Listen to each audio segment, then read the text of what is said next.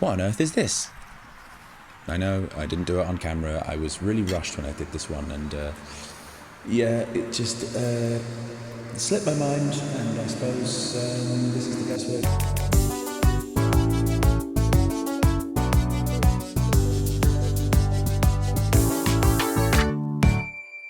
This is Suurhusen, a tiny village in East Friesland, right up here in the northwest of Germany. Although I suppose Friesland would be very Dutch, wouldn't it? So it'd be Friesland, I suppose, if it were German? Yeah, I don't know. There's something bleak but beautiful about this part of the world. It's flat and windswept, but it feels like a sort of cultural and geographical extremity of Europe. It's hidden away in the corner of Germany in a part of the country that foreigners rarely visit, and has retained its rurality despite decades of intense industrialization across the rest of the nation. Also, it used to be Dutch, so I suppose that's where the name confusion comes in. As a result, culturally, Friesland is all over the place. They speak East Frisian Low Saxon, which is a sort of strange Dutch-German hybrid mixed with Anglo-Saxon English. They famously drink tea like us Brits, but also have an elaborate tea ceremony for it, like they're living in feudal Japan, and then occasionally they add rum to it, like they're living in the Caribbean. I don't know, it's a strange place, but I like it. Either way, this is Suurhusen, a village in East Friesland with a population of about 1,100 people. But despite its small size, this village is actually quite well known because it is the home of this, the Suurhusen Church, which, as you might have noticed, is a little wonky. So what's happened here then? Well, originally constructed in the 13th century, this church has a fairly standard brick Gothic design, similar to churches found all across northern Germany and particularly in Scandinavia. In 1450, a 27-metre or 88-foot bell tower was added, this one, and the way in which it was constructed eventually led to this rather ridiculous situation. So what happened here was not actually the fault of the architects themselves. They did everything right. So what they did is they built a 2-metre deep foundation under this tower of wooden logs, and that's a very common thing. That was a very common thing to do in East Friesland at this time, because this part of the world has an extremely high water table, as in the groundwater is very high, so nobody has any basements around here. And so what happened was they'd build that 2-metre thick layer of logs, and it would almost immediately be submerged in water, and that would preserve the wood, and so that's absolutely fine. Like, that's normal for this kind of church, and it was normal for every other kind of building around here. What the builders of the 15th century could not have foreseen, however, was just how much the northern Germans, and even more so the Dutch, would fall in love with geotechnical engineering in the latter stages of the second millennium. And East Friesland certainly didn't escape the long arm of irrigation and land reclamation. So in the mid-1800s, the area around Suurhusen and the nearby villages was basically drained for irrigation purposes, to propagate farmland, and to stop the spread of waterborne diseases. So that all sounds great, right? You got more farmland and less disease. It's a winning combination.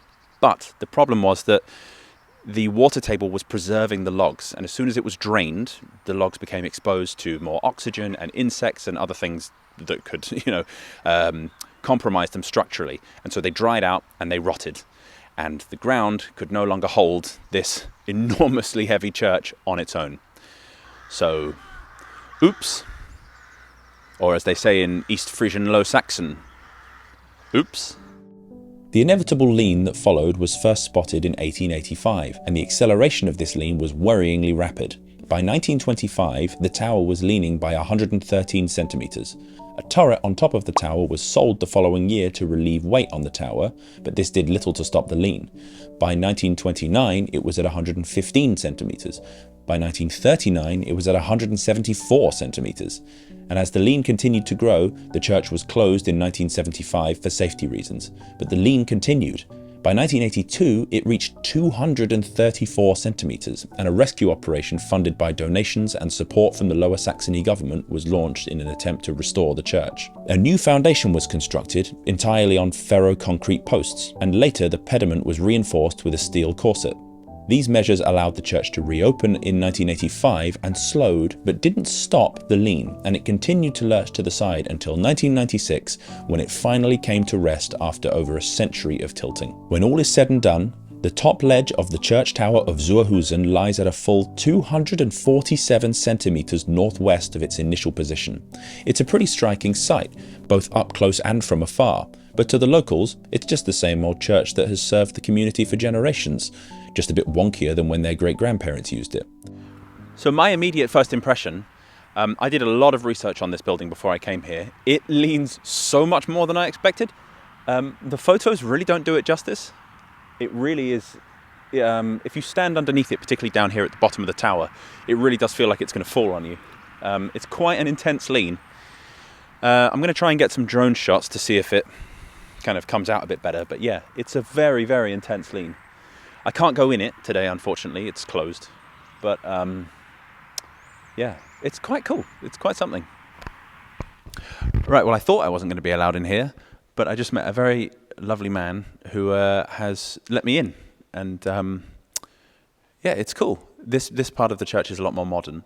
Although it's still pretty old. Maybe, 1870, there we go. It says it right there. But yeah, I'll show you the tower now from the inside.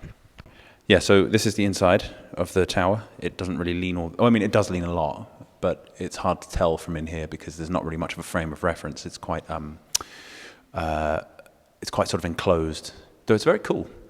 And literally as well, it's absolutely freezing in here. But yeah, here's a miniature model if you're ever in here. And I think this is the bell mechanism here.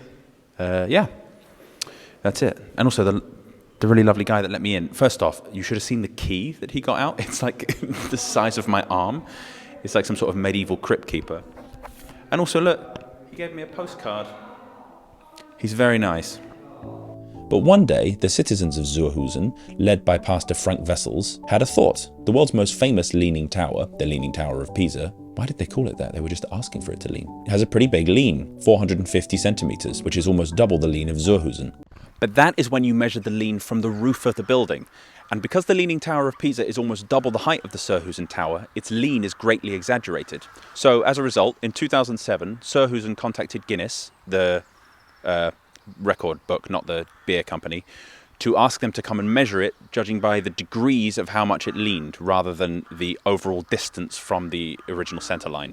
And would you believe it, Suurhusen was found to have a lean of 5.19 degrees, absolutely blowing Pisa's 3.7 degree tilt out of the water. And so in 2007, Guinness handed the Suurhusen church the title of the tower with the greatest angle of lean in the world, taking the title off Pisa. And they even gave it a little certificate, look. Side note, in 2010, the name of this record was changed to the slightly weird Tower with the Greatest Angle of Unintentional Lean in the World, to distinguish it from buildings that had overhangs built into their designs on purpose. This is because 2010 saw the opening of Abu Dhabi's Capital Gate Tower, which purposefully leans a ridiculous 18 degrees to the side.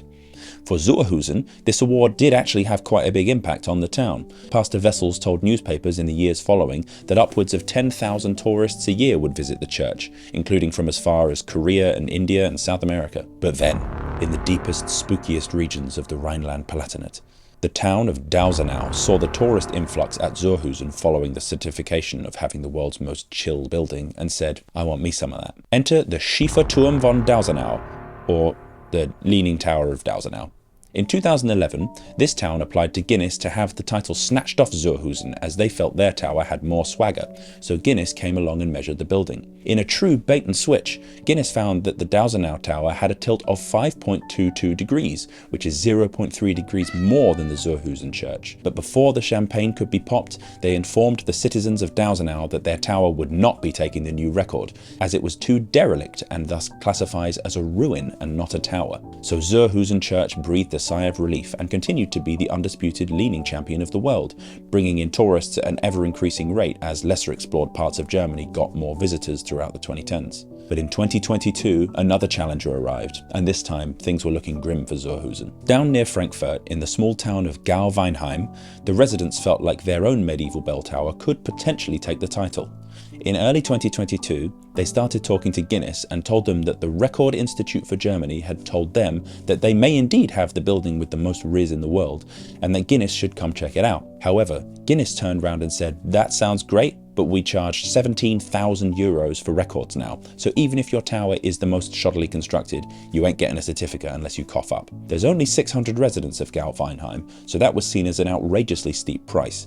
and said residents were outraged that they were being extorted for such a fee when Suurhusen had claimed the title back in an era when Guinness didn't charge for this sort of thing. But with the boastful chuckling of Suurhusen wafting through the German air, Gauweinheim wasn't about to give up and held a festival to raise awareness for the potential record in their village, and boom, the money was raised, and in September 2022, Guinness certified the Leaning Bell Tower at Gauweinheim the leaniest building in the world. Suurhusen took the defeat with grace, with Pastor Wessels telling Der Spiegel, "It's a fair competition and only one person can win. That's just the way it is. We held the title for 15 years with pride and dignity. And if someone else can now prove that the most crooked tower is there, then we accept that and we congratulate them from the bottom of our hearts." So for now, the title is held by the Leaning Tower of Gauweinheim. But realistically, this is all a load of nonsense, isn't it? For me, researching this video showed me just how much of a farce this whole system is. It's not about who's got the leaniest tower, it's a popularity and economic contest. For example, prestigious Pisa held the record for years prior to Suurhusen, but it's not even the leaniest building in bloody Italy. That title most likely goes to the less glamorous Garisenda in Bologna, which is older and has been leaning further than Pisa for longer. So why didn't that hold the record? And furthermore, the current record is only held by Gauweinheim because they found a way to pay Guinness's extortionate fees. And there's no point in putting any stock in that record because it will almost certainly be broken in the future. And you know how I know that? Because there's a church about 5 kilometers up the road from Suurhusen that leans a full bloody degree more than it. Friesland is basically full of wonky buildings because of its mushy soil and overzealous irrigation. And there are multiple buildings around here with leans of more than 6 degrees, way beyond Suurhusen, Dausenau and Gauweinheim. This tower, for instance, in Midlum, leans almost 7 degrees off centre. But is it in the book? Is it fuck? And even if Midlum convinced Guinness to come give it a measure, there's concern that the building would not be considered a tower because it's too wide, which, building shaming aside, seems like a somewhat subjective way of measuring this whole thing. I don't know. It all just seems stupid and arbitrary and I don't like it. And that's the end of my video. Congrats to Gauweinheim, commiserations to Suurhusen, and even more commiserations to Midlum. Someday it will be your turn to lean in the spotlight. This should not have been the video that got me the most worked up.